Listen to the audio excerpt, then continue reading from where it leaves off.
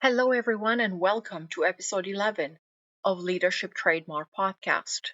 I'm Sylvia Fraser. I'm the producer and co host of this show.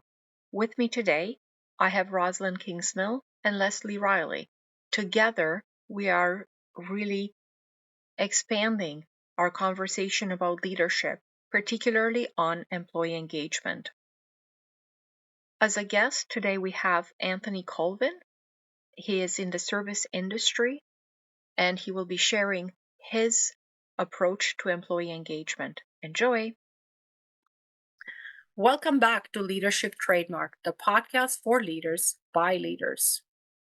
We are happy you have tuned in to the series of episodes which will focus on employee engagement. So we will chat with special guests about why engagement is important, how it can be measured, and the strategies they use to engage their staff and their customers. And when we talk about customers, we also mean constituents or patients or members or anyone who uses a service or a product that we provide. So this follows a year of podcasts. So we've been at this for a year, and we've devoted to hearing leaders talk about their own journeys in leadership, their experiences, and they've shared their approaches on how to deal with this issue of leadership, this great opportunity. So we've discussed with them things like the future of work, bottom-up leadership, how to deal with uncertainty, and how to communicate effectively. And further, we did explore the importance leaders take, taking the time for self-reflection and what motivates us to step into leadership roles. So, all of these stories have had common themes: the importance of employee engagement and what it means to the meeting of the goals of the organization. So what we will continue to do is to bring you the experiences, the insight, the methods from people from various backgrounds as we investigate what it means to create an environment with strong employee engagement. And just to quote J.W. Marriott Jr., take care of your employees and they will take care of your customers. So very, very well said. But with me today, we have Rosalind Kingsmill, who has been my coach and a very, very great friend, and Leslie Riley, our dear co-host. And the three of us, as the hosts of this podcast, we will be continuing to discuss specifically in the next series of episodes, the employee engagement. So, Roz, Leslie, let's talk about employee engagement. First of all, what is it? What's employee engagement? We keep talking about this. All right. So I'm just going to do 6 sentences on this. It's not about getting a diamond ring. We like the word engagement. Are you engaged? When did you get engaged? What did you get when you got engaged? Okay. So engagement in my world, when I talk with people about how to engage or why they don't engage or why they should engage, I am working on my inner game of engagement being important, and I boil it down to 3 things: attention, affection, and acknowledgement. So when in conversation, you discover suddenly that you are trusting and comfortable and relaxed and not nervous, what's actually happened is that you have become engaged. Now, the tricky bit, in my experience, is that not a lot of people, especially today with the chaos in the world, or where they came from, or the number of job transfers that they've made or done, have a really good sense of feeling, well, just safe. that I can have an opinion, that I can disagree with you, or that I can have a different idea. And so when people talk at that level, well, it's like cocktail party conversation. Now, some people like that and they're comfortable with it.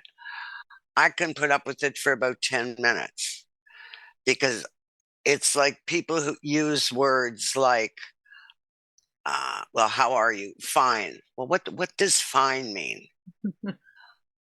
So how's your life? Okay. Well, what does okay mean? So there really isn't any emotional content or intelligent thinking content when people answer these questions. And so I always ask myself, okay, why is that? Why is that? And then I also ask myself, oh, what a refreshing conversation. Why is it not that?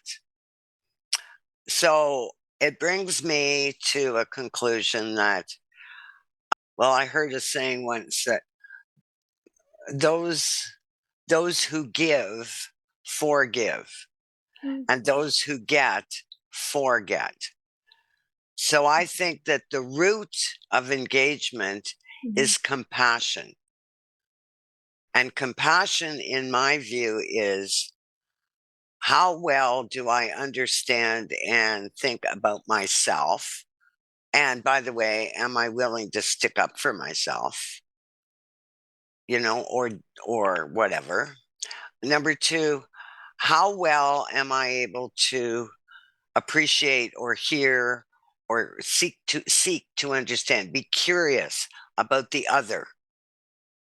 And number three, how is it that I and you or we or the conversation is having any consideration or compassion for the bigger picture, which could be the family, the community, the government, the country.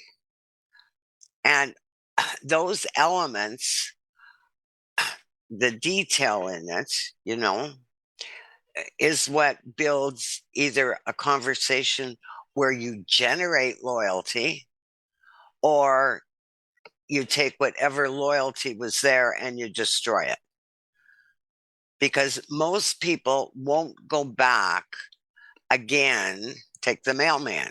He's not going back to the fourth house on the row with the red door because the dog bit him. And he's not going to deliver mail there anymore because he don't want to get bitten again.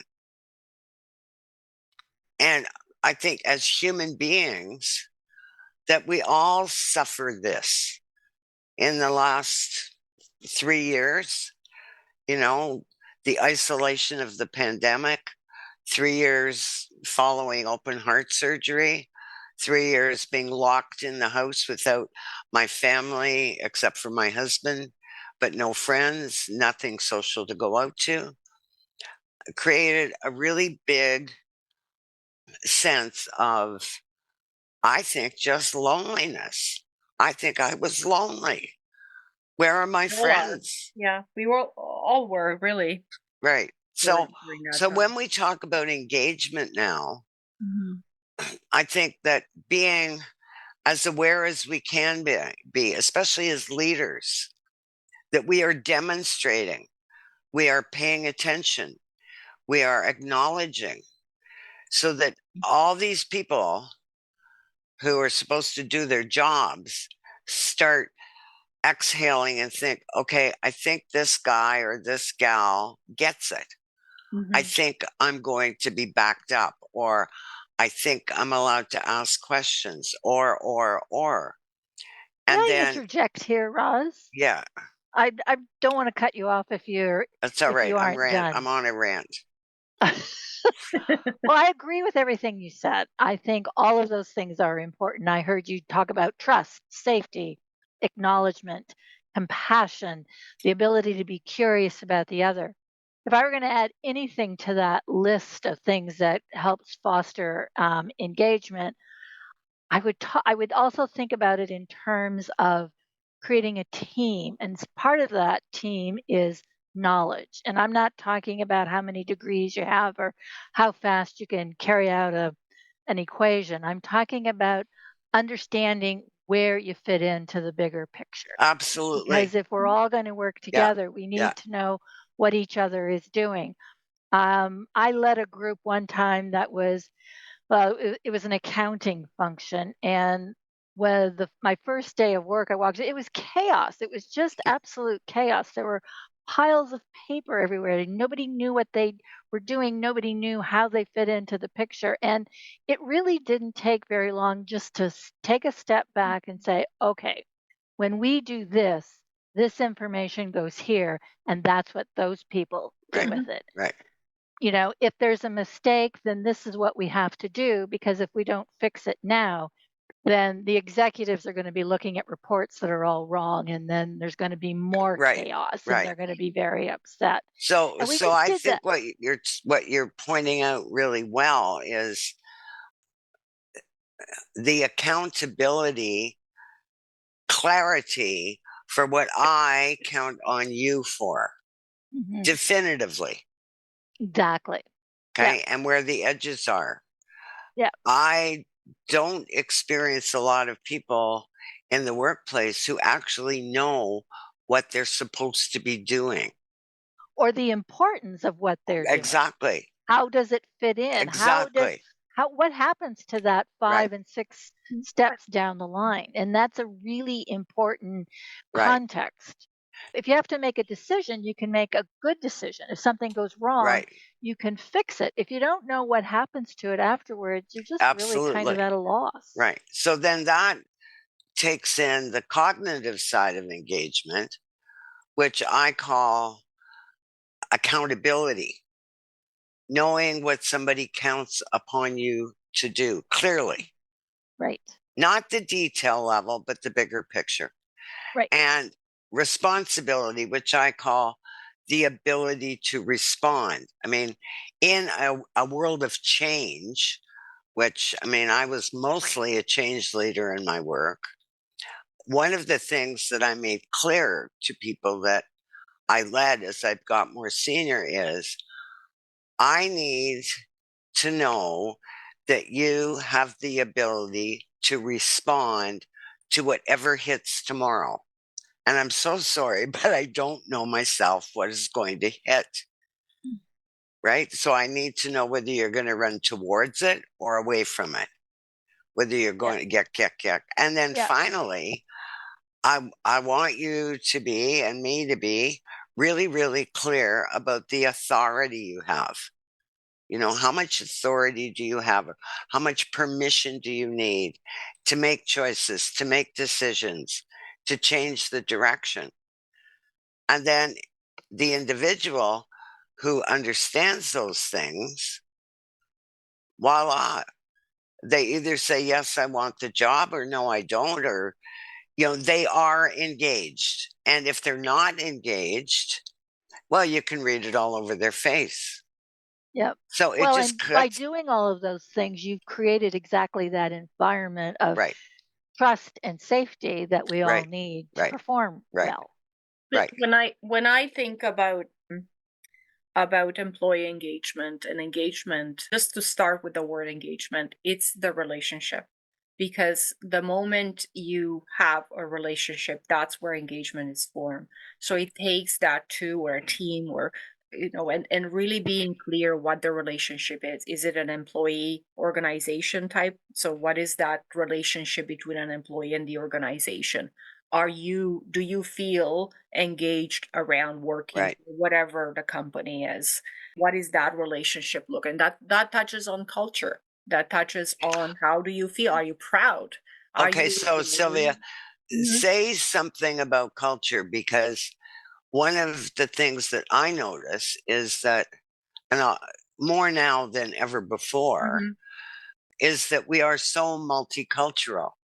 So Yes. the religion of this group, Yeah. or the habits of this group, or the holidays of this group, or the way men Yeah. are to behave, or Yeah. women are to behave. Well, I'm not sure I can say it in just in one sentence, Roz, but what I'm getting at is company culture is really the foundation of employee engagement.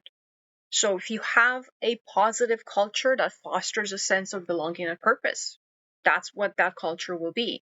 And really having that alignment with the company's values and seeing them reflected in the day-to-day practices, they're more likely to be engaged at that point.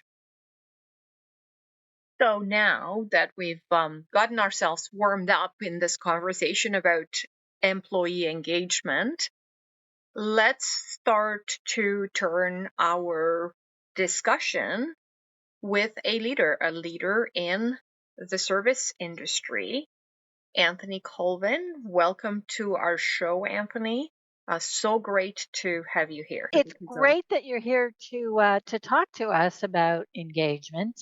Yes, definitely. So, Anthony, can you tell us a little bit about what you do? I currently run a restaurant in Toronto called Kasa Moto. I am the floor manager, so I'm in charge of all the front of house service staff who are working in the restaurant at any given time. I'm in charge of the guest experience, ensuring that our guests get an experience that is the quality that we are committed to as an organization.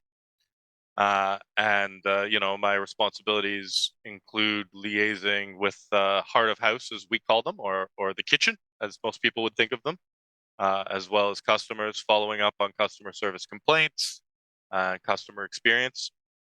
Immediately previous to that, I was the head teller at RBC for about a decade. I was a head teller, and I was a cash control operator for the downtown core region at RBC. And previous to that, I spent about 1 decade working as a manager in a hospitality organization called Berkeley Events, which was a multi-venue event center. So we'd be putting on upwards of 5 weddings a weekend that I was responsible for putting on and making sure that we pulled off well. So that's kind of my most recent sort of 15, 20 year career. Wow, Anthony, first of all, welcome. This is really great to have you here, part of the Leadership Trademark podcast. And as you know, today we are talking about employee engagement, and it is an industry that is managing a high class restaurant like Kasa Moto must have its own share of challenges, especially when it comes to maintaining a positive atmosphere and the hustle and the bustle that you must go through every day. So how do you create that work environment where your staff feel genuinely engaged and motivated, even in your busiest nights, like you're talking about weddings and events, and having just a day-to-day clientele within the restaurant. Well, Sylvia, I think you hit it on the head there when you said positivity. How do you keep the staff positive, right? I think all of us, whether you're a leader, whether you just have your own thing to do, whether you're self-employed, going into work every day isn't always easy, right? And as a leader, one of the key things I want to do is I want to make sure that I'm creating as much of a safe space and a positive space as I can in order to just make it all easier for all of us to get through our day together. Um, One example of that just comes to mind, I have a large number of my staff, a large number of the guys that are in one specific role, which is a server assistant or busboy. They're from Bangladesh. So when it comes to the Muslim holidays, it's very, very important to them what I do in terms of respecting what they call iftar, the breaking of their fast. Now I got like 8 of these guys. I got 10 of them in total, and like 6 to 8 of them are on at any given day. So it's iftar. Well, you can't all go for a lunch break right at the same time. I'll make sure you all get to go on a lunch break, But, I get them together and we organize and we decide who's going first, who's going second. And, it's things like this. It's the little things. And another thing, and I would never recommend it, but it's sort of how I've fallen into. But a lot of my staff like to hug me when I get on the floor or when they get on the floor. And a lot of them will get mad if I don't hug them before I leave. I would never recommend as a leadership tool, hugging your staff or personal contact, but it seems to be what I have fallen into, that they're expecting it of me. Guilty as charged. I'm a hugger. So it's actually difficult for me not to hug people. So now my team knows, so we're like hugging. So I understand what you're saying. You get me, Sylvia. I love it. I love it. So just to follow up on the engagement piece, one of the key areas, everyone loves to feel appreciated. So, especially like in a demanding role in the restaurant service. So when you've touched about, having different cultures and so forth, very diverse employee pool. What are some of the ways that you recognize and reward your staff and just to keep them feel engaged and valued? I think one of the really key things is just communication and just being clear and passing information on.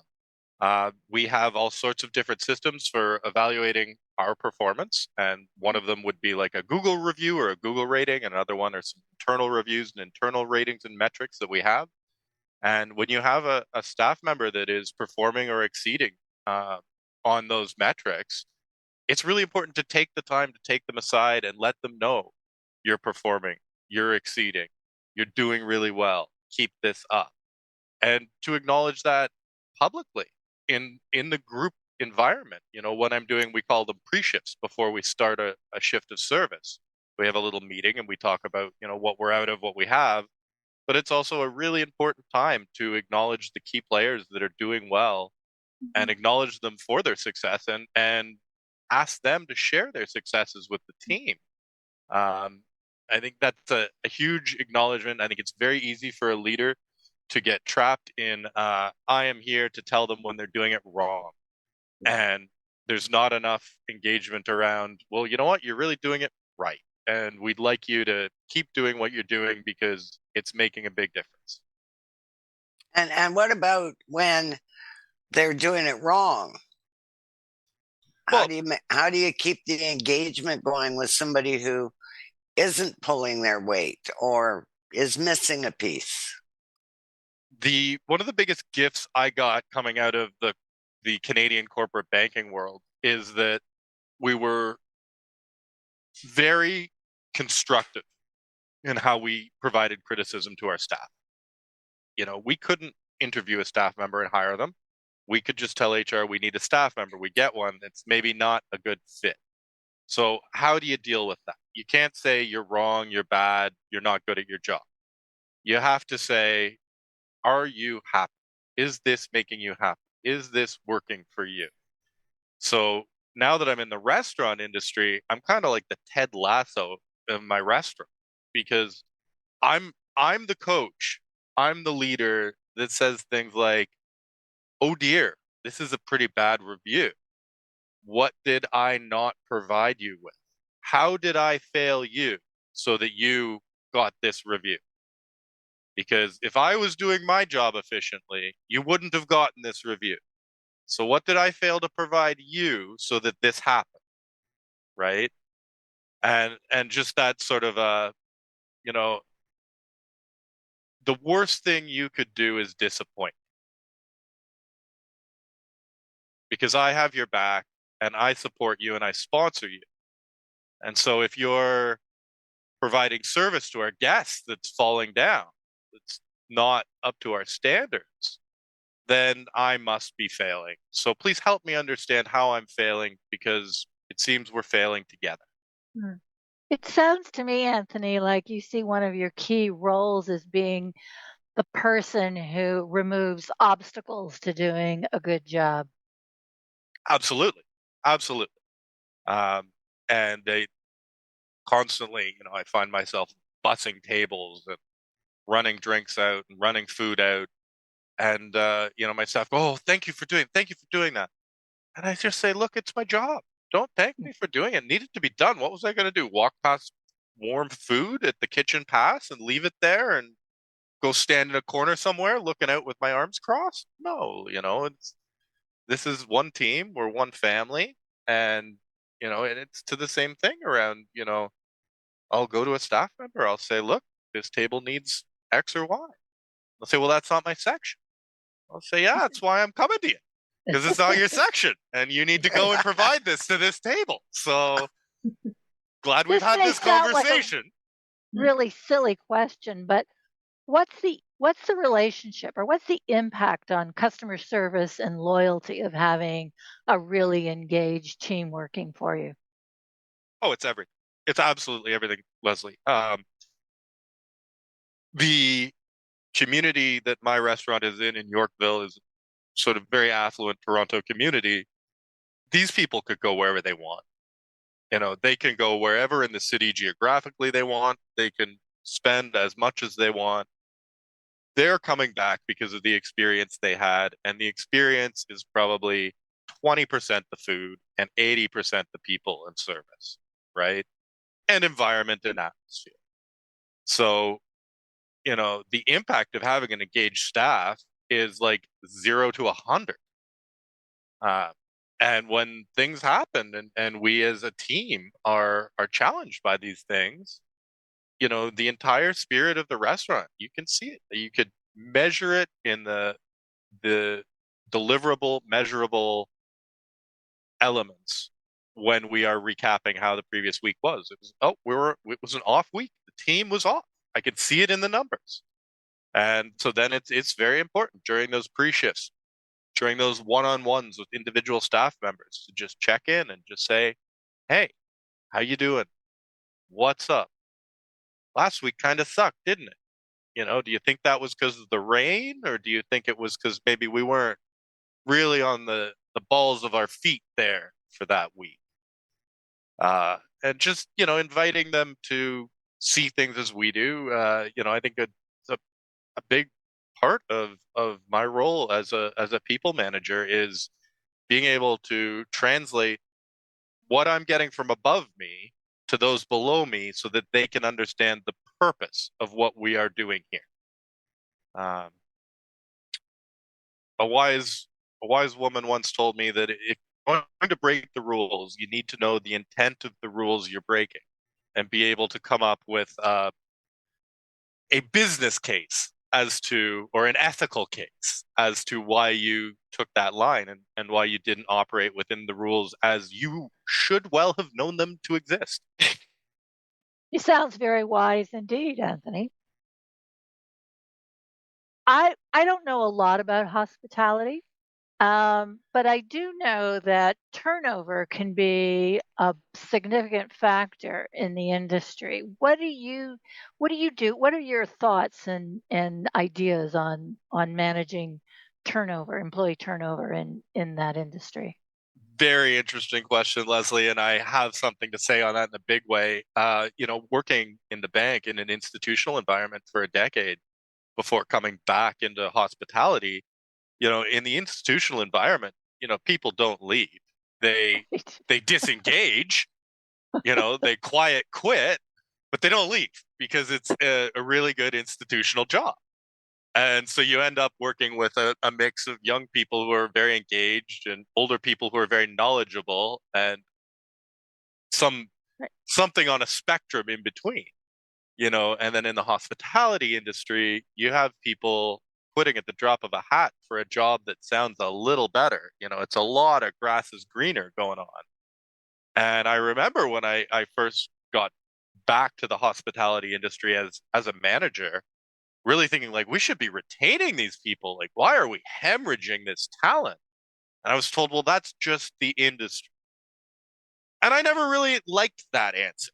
I accepted it as it was sort of the order of the business I worked for, and I was in a position to be offering higher salaries or amended positions or duties. So I kind of got used to it. But I think it's a sign, I'd say, of it being such a free market sort of industry that you can walk across the street and get a job the next day, and it's fairly similar, and you can make some decent money. But I find it to be troubling because I was raised to believe in values that involve a lot of loyalty. And, you know, as I've said, when I've had some difficult performance reviews, I've said, you know, if you guys, this isn't working, just let me know. I'll leave. You don't need to fire me. You don't need to gather cause and evidence. Like if this isn't working, I'll go. And of course, then the reviewing manager looks at me and their jaw drops. They go, no, that's not what they were saying. Not what we're saying here. I'm saying, oh no, I just want you to know, you know, if you don't find that this relationship is working between us, or that I'm working with your people well or your guests well, I'm not here trying to make you keep me. Do you think there's a way to create an environment in hospitality that encourages people to stay, or do you think this is just something that is? Well, Leslie, here's what I'd bring up just as a thought experiment on that one, is that there's a couple chefs in the industry that really want to get rid of the culture of tipping, and they want to bake in higher prices for the guest and get rid of the gratuities so that you come in and you pay whatever the prefix is for the 4-course meal, and the staff are all remunerated well enough that there's no need for gratuity. Well, most of these concepts that they've rolled out with this model have not worked, and they haven't retained the best staff. Hmm. So I really like that idea. I want to live in a world where my staff is not reliant on the handouts of my guests. And I think that would go a long way to retaining staff and the best staff on a longer term basis. But I just haven't seen a model for that other than the one we're currently operating with that I see practically working. Now, I'm lucky enough, I work for a workplace that is large enough that there are benefits for some employees, not all of them, but some of them. And I think things like that go a long way. You know, having things like paid time off, right? Or flexible maternity leave options, so that one returns from maternity leave maybe a little later than was expected. You know, their position is saved and secured, and we can work flexibly around what people need in their lives as well as just their working life. I think those are all good things, and those would all go a long way. But I think it's interesting because I look at the industry in which I'm currently working, and I think there's so much that should be changed and should be bettered and should be done differently. But I think a lot of the most well-intentioned experiments haven't been successful. So Anthony, this is it really inspiring. It's really making me think about an industry that I'm not familiar with. So I thank you for that. But what comes across as I'm listening to you, it's really your leadership style. It really is about how you lead and how you certainly set that tone for not just for your entire team, but for your restaurant. And so if I was to ask you how would you describe your leadership style, and how do you think it influences the level of engagement amongst your staff, your peers, your organization? I would describe my leadership style as personal loyalty, a two-way personal loyalty, both my loyalty to my staff and their loyalty to me. I've had to ask my staff to do some really difficult, gross things, which I will not bother your listeners with at this time. But they're always, they go off doing it with a smile when I ask them to do it. I go, look, this is a horrible thing, and I'm going to get you some food at the end of the night because you've done this for me. But this bathroom needs to be cleaned up. And, I don't really think they're doing it because I'm paying them, $14, $15, $16 an hour.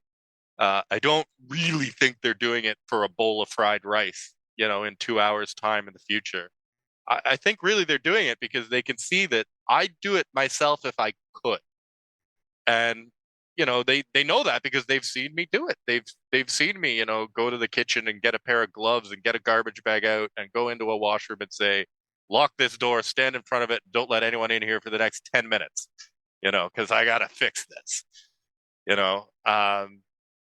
it really is that they need to know that I am personally there for them, not just from 9 to 5 when I'm on site and at the business, but any hour of the night that they need someone to talk to or there's something going on. I am totally available and would be honored to hear from them and understand what I can do within professional reasonability to help them be successful, not just in their work life, but in their personal life, because the two are aligned. You can have the guy, he's the best worker in the world, but there's something going on in his home life and it's just not going to work. It's going to fall apart. So it is really important that as leaders, we don't see ourselves as a leader from 9 to 5 who gets to go home and forget about what our people are going through in their own lives. Very well said. I'm amazed, Anthony. I am. I wouldn't have Anthony, to you work must for have you. had extraordinary parenting. I guess so. What can I say? I think I take a lot of my values from both my mother and my father, but I also was really lucky to grow up down the block from 3 cousins who were like my 2 sisters and my brother. And it's funny, even sometimes when I speak, I hear my older cousin Sean's mannerisms in my cadence and tone of voice. So yeah, I think it really does take a village. So I am honored that you believe I was raised well, but I think it took took a whole community to get me to where I stand today. Cool. Okay. Wow. This is wonderful. This is wonderful. Thank you so much, Anthony. I really, really appreciate it. Are you hiring? I'd be coming over. We're always hiring, Awesome.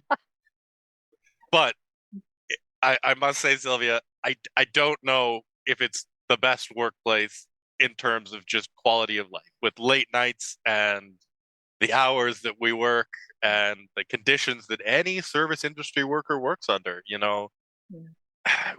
We have a lot of potentiality for things like sexual abuse, sexual assault to occur in our workplace because of the nature of the workplace and alcohol being served. It's hard work. If I could tell your listeners, tip your waiter. Like, please tip your waiter. Like, understand that what they go through and the smile they have on their face when they come tableside and the service they deliver to you, you aren't seeing the half of what that person has to go through their working shift in order to get you that experience. And it's sad that we are in a culture that relies on tipping, and I'd love to be in Italy where we're all paid enough that we don't need to accept gratuity and can go on a 1-month holiday every summer. But that's not the system we've built for ourselves here in Canada. So I do think we need to evaluate some of these things and think about some of the ways that we've built the system that we're choosing to thrive in. Yeah.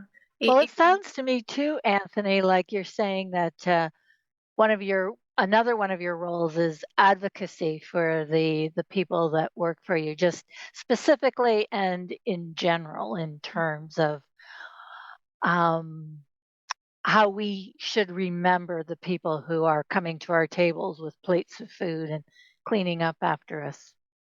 Absolutely, Leslie. And I will short vignette about that one. When I first got to this particular workplace, I had two young guys who were really on point, and they were leaders on their team. They were the leaders of the busboy team.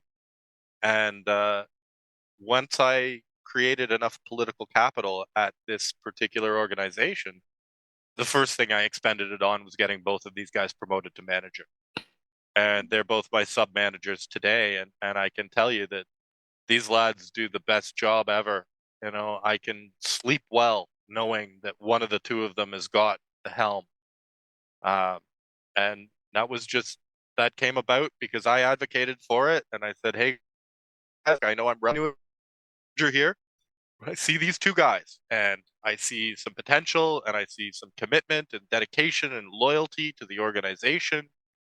And I really would be troubled if we couldn't all agree that we should give them a new role. We should create a new role specifically for these two guys so that they can continue the leadership, the peer leadership that they have been espousing and demonstrating for years now. So let's give them a new job title and let's give them 50 cents more an hour. Yeah.